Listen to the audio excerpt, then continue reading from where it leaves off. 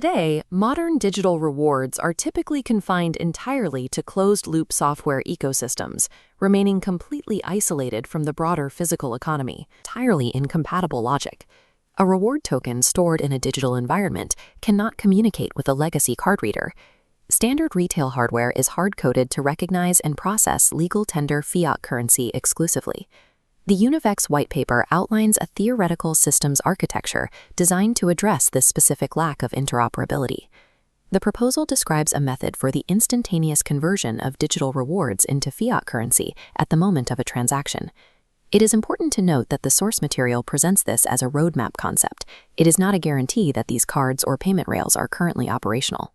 Converting this concept into reality requires navigating two distinct layers: internal software engineering, and the intricate task of cross-border institutional integration. The roadmap identifies three technical pillars to bridge this gap: a digital wallet, a fiat conversion service, and a Univex processing engine. Achieving retail utility for these assets involves building a proprietary technology stack that conforms to the existing requirements of traditional finance. We can map this architecture by following the proposed user journey, starting on the left with the digital wallet. This node serves as the primary storage environment, acting as the interface for a user's reward balances. The disconnect remains. The balance in this wallet has no native utility for merchant hardware. It is separated from the fiat point-of-sale node on the far right. To bridge this, the system requires a mechanism that establishes real-world purchasing power. This brings us to the second pillar of the roadmap: the fiat conversion service. When a transaction is initiated, this service calculates the fiat equivalent of the digital reward based on current rates. Executing this calculation in real time is intended to protect the user and the merchant from price volatility during the transaction window. The conversion service acts as the software layer that links mathematical digital balances to open market value. However, establishing a fiat value within the software does not provide the merchant's hardware with a way to receive the payment. Software alone cannot independently route funds through the global banking system. Moving value to a physical register requires a dedicated processing engine designed to communicate with legacy card networks. Crossing the final gap to the merchant requires a routing mechanism, the Univex Visa processing engine. This engine is designed to translate digital conversion into fiat settlement, completing the data path between the user and the merchant. During a purchase, the engine receives the authorized fiat amount from the conversion service. It then formats this data into the standardized authorization requests required by retail hardware. In the final step of the pipeline, the engine signals the fiat terminal that funds are approved for the purchase.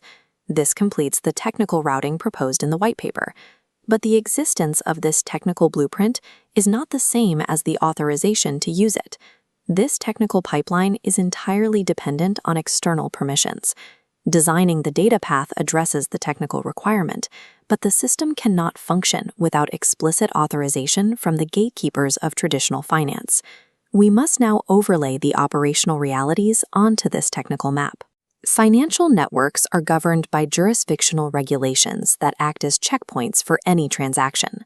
At the entry point of the digital wallet, the system must first clear identity verification protocols. Anti-money laundering rules require these checks to be satisfied before any value can move through the system.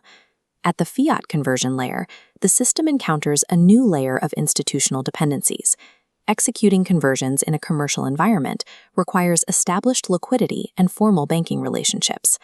An operator must also secure specific licenses to act as a money transmitter in each jurisdiction where they operate.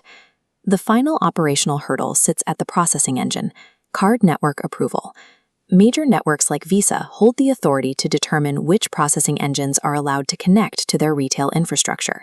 Without this network approval, the processing engine remains isolated from the physical retail world. A single transaction must successfully navigate identity checks, banking liquidity, and network permissions in a matter of seconds. The Univex roadmap illustrates a system where technical design is continually governed by institutional requirements. This is the end state the roadmap envisions, a transaction clearing both the technical and regulatory paths to reach a successful settlement. We must reiterate, this flow is a proposed concept, not a description of a live consumer product. Real-world availability depends entirely on the finalization of the banking and network agreements we've discussed. The Univex white paper outlines an attempt to link digital rewards to the existing global retail infrastructure. While the user experience is designed to be straightforward, it relies on a complex compliance engine functioning behind the scenes. The processing engine remains the critical, regulated component necessary for this entire architecture to work. It all begins with the exact same simple physical action that triggers any standard consumer credit card transaction. Bridging the gap between digital rewards and the real world is a task of engineering, but it is equally a process of navigating the established gates of global finance.